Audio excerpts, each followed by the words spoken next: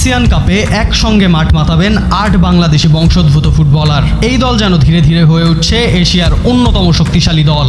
ভাবুন তো, বাংলাদেশের জার্সিতে একসঙ্গে মাঠে নামছেন Hamza Chowdhury, Samit Shome, Adam Abbas, Zidan Yusuf, Farhan Ali Wahid, Ronan Sullivan, Yusuf Ahmed ও ট্রেভর ইসলাম। বাংলাদেশকে ফুটবলে হারাতে হলে এবার মোকাবেলা করতে হবে হামজা, অ্যাডাম আব্বাস কিংবা ফারহানদের রক্তচক্ষু।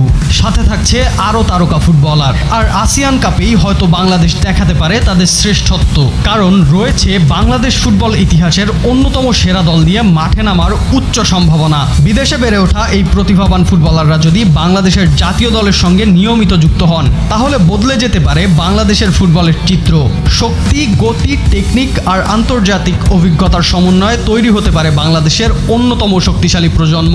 মাঝমাঠের নেতৃত্বে থাকবেন হামজা চৌধুরী। ডিফেন্সিভ মিডফিল্ড থেকে প্রতিপক্ষের আক্রমণ থামানো, বল রিকভার করা এবং পুরো মাঝমাঠ নিয়ন্ত্রণে গুরুত্বপূর্ণ ভূমিকা রাখতে পারেন হামজা। তার সাথে সমিত সোম থাকলে বাংলাদেশের মিডফিল্ডে আসতে পারে আরও বেশি ভারসাম্য। পাসিং, বল কন্ট্রোল ও আক্রমণ তৈরিতে সমিত সোম হতে পারেন গুরুত্বপূর্ণ অস্ত্র।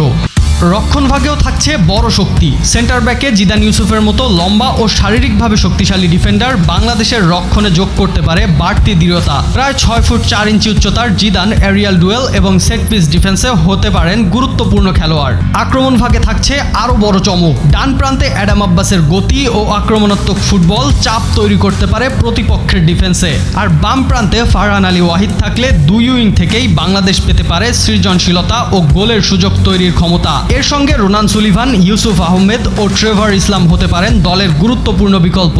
ফলে শুধু একাদশ নয়, বেঞ্চ থেকেও বাংলাদেশ পেতে পারে বাড়তি শক্তি। অর্থাৎ একদিকে হামজা ও সমিতের শক্তিশালী ডিফেন্স, পেছনে জিদানকে নিয়ে দৃঢ় রক্ষণ, আর দুই প্রান্তে অ্যাডাম ও ফারহানের গতিময় আক্রমণ। সব মিলিয়ে বাংলাদেশ পেতে পারে সম্পূর্ণ ভিন্ন এক দল। তবে শুধু কাগজে কলমে ভালো খেলোয়াড় থাকলেই কোনো দল এশিয়ার সেরা হতে পারে না। প্রয়োজন সঠিক কোচিং, দীর্ঘমেয়াদী পরিকল্পনা, নিয়মিত একসঙ্গে খেলা এবং আন্তর্জাতিক পর্যায়ে ধারাবাহিক পারফরমেন্স। কিন্তু এই প্রবাসী প্রতিভারা যদি সত্যি বাংলাদেশের হয়ে নিয়মিত খেলতে পারেন, তাহলে স্বপ্নটা এবার আরও বড় করে দেখাই যায়। হয়তো বাংলাদেশ আর দক্ষিণ এশিয়ার প্রতিদ্বন্দ্বী হয়ে থাকতে চাইবে না, এশিয়ার বড় দলগুলোর বিপক্ষেও লড়াই করার আত্মবিশ্বাসও তৈরি করবে।